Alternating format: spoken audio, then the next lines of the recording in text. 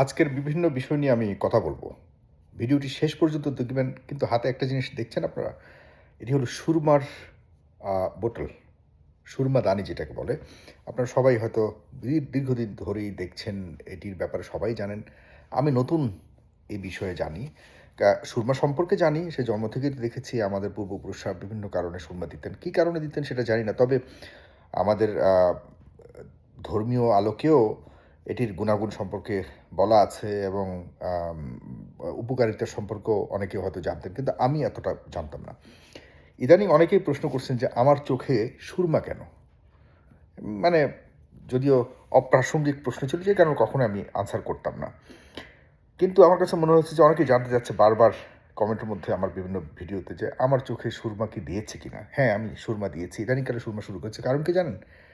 কারণ খুবই প্রাসঙ্গিক এই সুরমাটা দেওয়ার পেছনেও আমার অনেকগুলি কারণ আছে, যেটি আমার দীর্ঘদিনের এই ভিডিও করা থেকে শুরু করে দেশের গণতন্ত্রকে পুনরুত্থানে বা পুনরুদ্ধারের জন্য যে কষ্ট আমি করেছি প্রতিনিয়ত।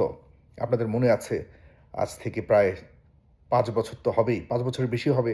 এর বহু আগে থেকেই আমি ভিডিওতে কাজ করি বা এই সংবাদ মাধ্যমে কাজ করি।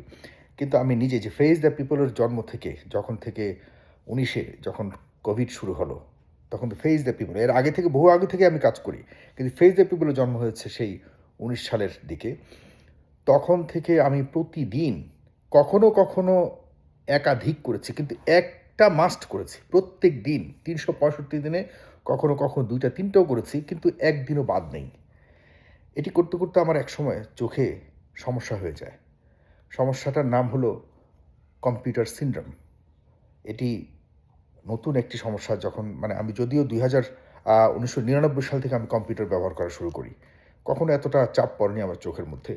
কিন্তু যখন এই কন্টিনিউয়াস আমি আ বাংলাদেশ নিয়ে আ আপনার টক শো শুরু করলাম, তখন থেকে অনবরত তাকাতে গিয়ে, স্ক্রিনে তাকালেই আমার মাথা ঘোরানো থেকে শুরু করে আমার চোখ লাল হয়ে যাওয়া, চোখে মানে ব্যথা অনুভব করা, পানি পড়া থেকে শুরু বিভিন্ন রকম আ ফাঙ্গাল ইনফেকশন থেকে শুরু করে বিভিন্ন ধরনের প্রবলেমে আমি ইয়ে করি এবং প্রচুর আমি ওষুধ ব্যবহার করেছি, বিভিন্ন ধরনের ওষুধ, আ ইন্টার আ আর্টিফিশিয়াল টিয়ার্স থেকে শুরু করে কমন যেগুলি আ আপনারা অনেকেই হয়তো চোখের প্রবলেমের রোগীর সংখ্যা এখন দিন, দিন অনেক হারে বাড়ছে, অনেক হারে বাড়ছে। এটি একটি টিপস আমি আপনাদেরকে দিতে চাই। সবচেয়ে বড় প্রবলেম হলো এখন ড্রাইনেস। ড্রাইনেসের কারণে অনেকে এই যে মোবাইল ব্যবহার করি আমরা লং টাইম, যেই কারণে মোবাইলের যে ব্লু লাইটস বা কম্পিউটার ব্লু লাইটসের কারণে আপনার চোখে ভয়ংকরভাবে আপনি অ্যাফেক্টেড হচ্ছেন। এটি নতুন রোগ। তো যে কারণে কমন কিছু ওষুধ দেওয়া হয় এবং কিছু এক্সারসাইজ দেওয়া হয়। 20-20 থেকে শুরু বহুত কিছু আছে।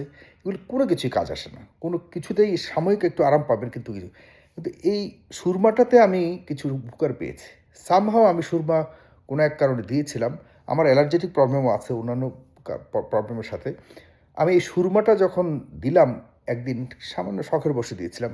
আমি একটু আরাম বোধ করতে লাগলাম। কারণ হলো সুরমাতে আপনার এই যে অ্যালার্জেটিক যে ভাবটা আপনার যে লাল হয় যে কারণে এবং ড্রাইনেস হয় যে কারণে, মানে বিশেষ করে ওয়াটার সিক্রেশন বা টিয়ার সিক্রেশনটা হয় না হলেও আপনি যখন চোখের পাতা মানে কম আপনি চোখের পাতা মেলাবেন, তখন এটা ড্রাই শুরু হয়।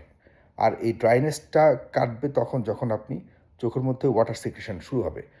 ঠিক আছে? আদারওয়াইজ আপনাকে বিভিন্ন ধরনের প্রবলেমে ফেলবে। তো এই সুরমা আমাকে বেশ দিয়েছে, আরাম দিয়েছে। আর সুরমা যখন দেই, তখন আমি চোখের পাতা, হ্যাঁ? চোখের পাতা আমার নরমালের চেয়েও বেশি আমার বন্ধ করা শুরু হয় অটোমেটিক্যালি। মানে যেটা অটোমেটিক হয়। কারণ হলো আপনার এই সুরমাটার ভিতরে গিয়ে আপনাকে এক জাতীয় করবে। আপনাকে একটু আড়াল দিবে এবং একটা সেনসেশন দিবে, যে সেনসেশনের কারণে আপনি বারবার চোখের পাতা মেলাবেন। তখন কিছু আর্টিফিশিয়াল ন্যাচারাল ওয়াটার সিক্রেশন তৈরি হয় এবং তখন একটু আরাম পাবেন। এই হলো আমার সুরমা ব্যবহারের পেছনের কাহিনী। আপনারা অনেকেই প্রশ্ন করেছেন যে আমি সুরমা ব্যবহার করি, সুরমাটা আসলে শখে ব্যবহার করছি না, এটি বাধ্য হয়ে ব্যবহার করছি। যখন থেকে এই জিনিসটা পৃথিবীর আর কেউ করে কিনা আমি জানি না, কিন্তু আমি এটা আবিষ্কার করেছি। এর আগে কখনোই কোথাও দেখিনি। আপনি যতই YouTube বলেন, Google-এ যতই ঘাটাঘাটি করেন যে চোখের এই ড্রাইনেস কাটাবার জন্য কি লাগবে, সুরমার কথা কোথাও লেখা নেই। এটি আপনারাও ব্যবহার করতে পারেন।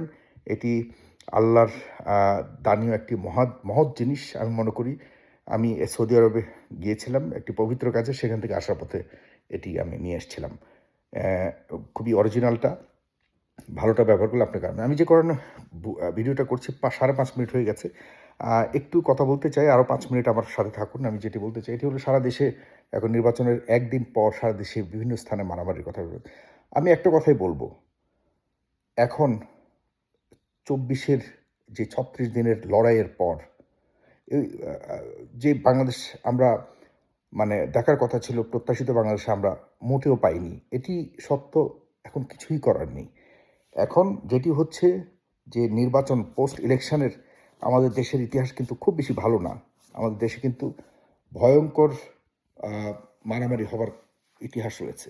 সেই অনুযায়ী তেমন কিছু হয়নি। এখন আপনি বলতে পারেন যাই হচ্ছে এটা কি আপনার পরিবারের সাথে হলে আপনি মানতে পারতেন? দেখুন, আমাদের দেশে এখন ভাইয়ে ঝগড়া হয়। এখন পাড়ায় ঝগড়া হয়। এখন আর সেই আগের দিন, আগের কালচার নাই। খুবই দুঃখজনক। এখন আর ঘরে যে একটা মানে ব্রাদারহুড বন্ডিং, যে একটা আ আ বা প্রতিবেশীয় বন্ডিং, সেটি আর নাই। দুঃখজনকভাবে এটি সত্য। এখন দেখা যাচ্ছে যে আমরা রাজনীতির সম্পর্ক সবচেয়ে বেশি।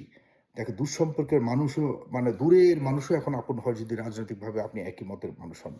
আদারওয়াইজ আপনাকে কেউই আ ভালোবাসবে না আপনাকে। সুতরাং আমি যেটি বলতে চাচ্ছি, একটু ধৈর্য ধরুন। আমাদের এখন খুব ভয়ঙ্কর সময় যাচ্ছে। বিএনপির কাছে ক্ষমতা গেছে। বিএনপির যিনি প্রধান জনাব তারেক রহমান, তাকে আগে ক্ষমতাটা নিতে দিন। তার কি ধরনের দৃষ্টি, তার কি ধরনের ভূমিকা তিনি রাখবেন, তিনি কেমন পরিবর্তিত একটি বাংলাদেশ চাচ্ছেন, এটি আমরা দেখতে পাবো কয়েক মাসের মধ্যে। এখন হুটহাট করে অমুকের কথা ধরেই রাস্তায় নেমে যাবেন, মানে প্রচণ্ড রকম প্রোপাগান্ডা অনলাইনে ছড়ানো হচ্ছে। প্রচণ্ড রকম ভয়ঙ্কর, যেগুলো তৃতীয় একটি পক্ষ আছে যে আপনাদেরকে মুখোমুখি দাঁড় করানোর জন্য একটি সিচুয়েশন তৈরি করার জন্য চেষ্টা করে যাচ্ছে। এর মধ্যে যে অনেক মারামারি হচ্ছে না, এটা আমি অস্বীকার করছি না। হচ্ছে। আজকে সারাদিন বিভিন্ন ধরনের লিঙ্ক আমার কাছে পাঠানো হয়েছে, আমি দেখেছি। কিন্তু এটি বন্ধ করতে হবে। না হলে আমাদের সবার জন্য বিপদ খুবই ভয়ঙ্করভাবে অপেক্ষা করছে। প্লিজ আপনারা বোঝার চেষ্টা করুন। তবে আমি মনে করি যে যদি জামায়াতে ইসলাম যেহেতু এখন একটা বড় ধরনের স্টেক হচ্ছে জাতীয় সংসদে, বিএনপিতেও সরকার গঠন করতে যাচ্ছে, এই দুটি পক্ষের একটা অন্ততপক্ষে একটা লিয়াজু কমিটি থাকা উচিত। অন্ততপক্ষে এই আমরা এখনো আন্তর্জাতিক ষড়যন্ত্রের বাইরে নই। বারবার মনে রাখতে হবে আমরা কোনোভাবেই প্রতিবেশীয় দেশের ষড়যন্ত্রের বাহিরে নই। এগুলিকে মোকাবেলা করবার জন্য প্লিজ অন্ততপক্ষে একটা সম্পর্ক আপনাদের মধ্যে থাকুক, যাতে করে যে কোনো জাতীয় সংকট বা যে কোনো ধরনের এই ধরনের সংকট হলে পরে যাতে মোকাবেলা করতে পারেন খুব সহজভাবে। না হলে বড় ধরনের লসে পড়বেন আপনারা দুই পক্ষ, বলে রাখলাম। আর আরেকটা কথা হলো, এই যে বিভিন্ন ধরনের মানুষের কথা শুনে মানে যাচাই বাছাইবিহীন হাইপ তুলে ফেলা এবং অনলাইনের মধ্যেই এমন একটা সিচুয়েশন তৈরি করা, যে সিচুয়েশনের প্রেক্ষিতে বড় ধরনের একটা সমস্যা সারা দেশে ছড়িয়ে পড়ার মতো যে সম্ভাবনা আমরা দেখেছি বিগত সময়ে, এটি কমাতে হবে। প্লিজ আপনারা যে কোনো ধরনের কথা শুনলে একটু ধৈর্য ধরে জানুন, বুঝুন, যাচাই করুন, এরপর গিয়ে আপনারা ব্যবস্থা নিন। একটু ধৈর্য ধরুন। আমার ব্যক্তিগতভাবে আমি আপনাদের কাছে এই অনুরোধ রাখছি। ধন্যবাদ সবাইকে। সালাম।